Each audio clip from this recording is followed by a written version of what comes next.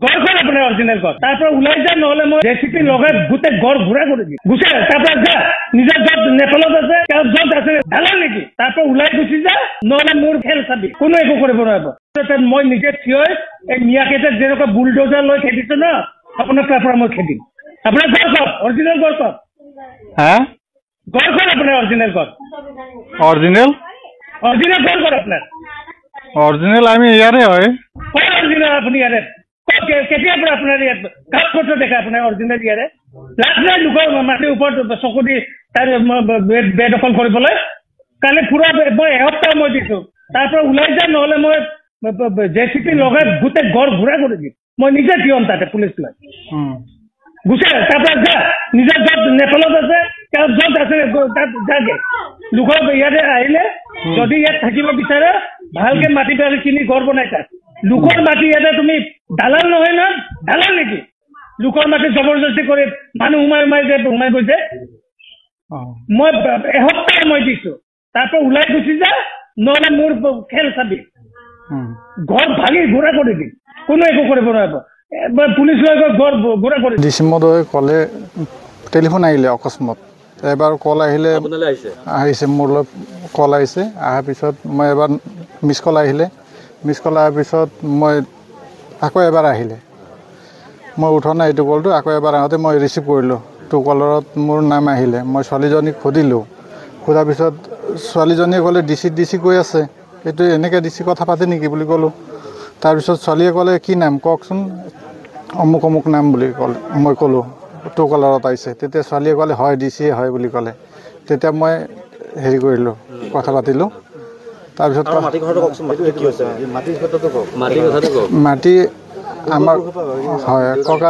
ককা দেউতাহঁতে লৈছিলে কেনেকৈ কি লৈছিলে এইটো ময়ো নাজানো এতিয়া মই 41 বছৰ বয়স মই ইয়াতে জন্ম তাৰপিছত দেউতাহঁতে আটাইকেইটাই কাম দেউতাই চম্ভালি আছিলে 2016 চনত দেউতা ঢুকালে তাৰপিছত মই এতিয়া ময়ো বাহিৰত থাকোঁ ময়ো ইমান এটা নাজানো সৰুৰ পৰাই বাহিৰত থাকোঁ এতিয়া গম পোৱা গ'ল যে তেওঁলোকৰ নামত মাটি আছে তেওঁলোকক মই ক'বলৈ গ'লোঁ ক'বলৈ যাওঁতে তেওঁলোকে ক'লে মাটি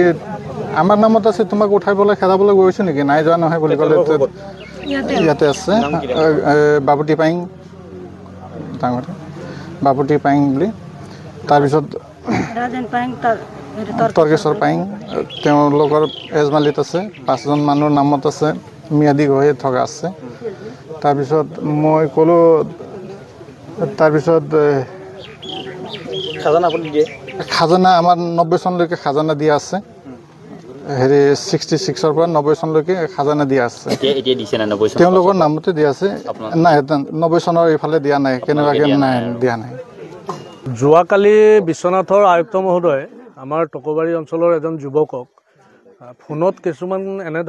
কিছুমান বক্তব্য ৰাখিলে ফোনত তেখেতে ধমকি দিছে কেইটামান এইটো কথাটো আমাৰ অকণমান বুজিবলৈ কিবা খাথৰ নিচিনা লাগি আছে প্ৰথম কথাটো হ'ল এজন আয়ুক্ত বিষয়াই যদি এজন সাধাৰণ নাগৰিকক ফোন কৰি তেনেকুৱা ধৰণৰ কথা ক'বলগীয়া হয় যে তুমি নেপালৰ নাগৰিক হয় ইনডাইৰেক্টলি সেইটোৱে ক'ব বিচাৰিছে তুমি নেপাললৈ যাব লাগিব সেনেধৰণৰ তেনেকুৱা বাক্য ক'বলগীয়া কিয় হ'ল এজন আয়ুক্ত মহোদয়ৰ হাতত আইনৰ যিখিনি শক্তি থাকে তেখেতৰ আইনৰ যোগেদি তেখেতে এই গোটেই কামখিনি কৰিব লাগিছিলে যদি সঁচাকৈয়ে সেই হোজা চিধা সেই গাঁৱলীয়া মানুহজন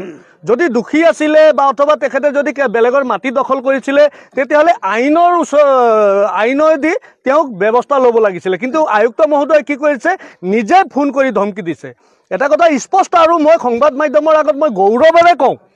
মই সদৌ অসম গোৰ্খা ছাত্ৰ সন্থাৰ উপ সভাপতি আমি তেনেকুৱা এটা জাতিক নেতৃত্ব দি থকা নাই অসমত যে ইয়াত কোনোবা বিদেশী মানুহ আছে নেপালৰ মানুহ আছে তেনেকুৱা জাতিক আমি নেতৃত্ব দি অহা নাই এই কথাটো স্পষ্টভাৱে বিশ্বনাথৰ আয়ুক্ত মহোদয়ক মই সদৌ অসম গোৰ্খা ছাত্ৰ সন্থাৰ মঞ্চৰ পৰা মই ঘোষণাই কৰি দিছোঁ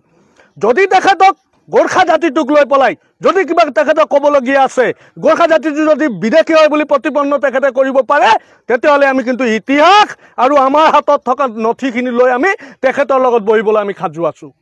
আমি প্ৰতিপন্ন কৰি দিম যে এই ঐতিহাসিকভাৱে অসমৰ প্ৰতিটো জাতি জনগোষ্ঠীৰ লগত কান্ধত কাণ মিলাই এই গোৰ্খা জাতিটোৱে অসমৰ চুকে কোণে অসমৰ সাৰ্বভৌমত্ব ৰক্ষাৰ পৰা আদি কৰি অসমৰ ভাষা সাহিত্যৰ লগত এই জাতিটোৱে কাম কৰি আহি আছে। আৰু এইখিনিত আমাৰ এটা কথা কিন্তু আমি বিবেচনা কৰি আছোঁ, আমোলা এজন হিচাপে ক'ৰবাত নহয় ক'ৰবাত আয়ুক্ত মহোদয়ে এই বিশ্বনাথ জিলাত বসবাস কৰা প্ৰতিটো জাতি জনগোষ্ঠীৰ মাজত কিবা কাজিয়া কন্দল লগাবলৈহে বিচাৰি আছে নেকি? আমাৰ সেইটো এটা প্ৰশ্ন হৈ আছে। কিন্তু এই বস্তুটো অসমৰ মাননীয় মুখ্যমন্ত্ৰী মহোদয়ে বিবেচনা কৰিব লাগিব। কাৰণ এজন আয়ুক্তই যেতিয়া জাতি জনগোষ্ঠীৰ মাজত কন্দল লগাবলৈ চেষ্টা কৰি থকা বুলি এতিয়া ৰাইজৰ মাজত বস্তুটো ওলাই গৈছে। আমাৰ জাতীয় সংগঠনসমূহ অসম গোৰ্খা সন্মিলন, নেপালী সাহিত্য সভা, ভাৰতীয় গোৰ্খা পৰিসংঘ, গোৰ্খা সাহিত্য শাসন দাবী সমিতি, গোৰ্খা ছাত্ৰ সন্থা, আমি সকলো আজি একেলগে মিলি ইয়াত এটা সভা আহ্বান কৰিছিলে। আমি সভাৰ পৰা এটাই কথা চিন্তা কৰি আছোঁ যে আয়ুক্ত মহোদয়ে আমাৰ যিটো এটা খাতুম পুৰুষীয়া যিটো এটা ৰিলেশ্যন, ইয়াত থকা বিভিন্ন জাতি জনগোষ্ঠীৰ মাজত থকা ৰিলেশ্যন, সেইটো আয়ুক্ত মহোদয়ে ভাঙিব বিচাৰি আছে নেকি? গতিকে মাননীয় মুখ্যমন্ত্ৰী মহোদয়ক আমি গোৰ্খা ছাত্ৰ সন্থাৰ মঞ্চৰ পৰা,